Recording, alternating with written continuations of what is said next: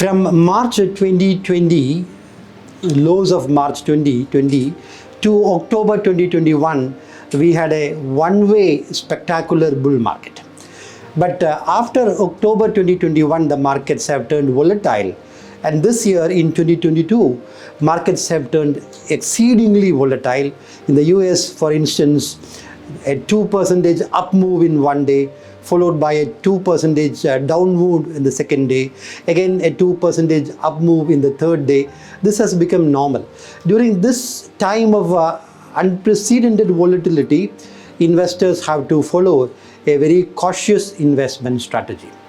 Number one, it is important to understand that last year we had 8.7% GDP growth for FY22, and for FY23, India's GDP growth rate is going to be around 7.3 to 7.5%. So that means during this 2-year period, India will be the fastest growing large economy in the world. This will translate into good corporate earnings also.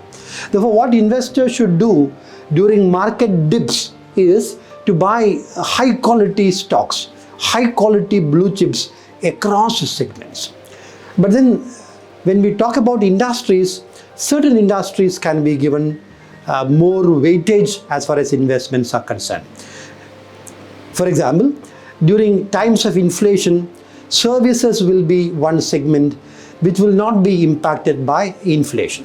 Therefore, services like financial services, in financial services, particularly banking, asset management companies, insurance companies, fintech companies, whole host of them, they are attractively valued also, even though the market is not attractively valued. That can be a top priority. IT is one segment which will not be impacted by inflation and rising interest rates. But IT valuations are somewhat higher, but there is very good earnings visibility as far as IT is concerned. So that can be another focus area for investors, particularly since IT stocks have corrected sharply from their peak levels. Then other segments, services like telecom, for example, that will not be impacted by rising inflation and input costs. So telecom is ideal for investments. So these are the segments which can be given more weightage by the investors.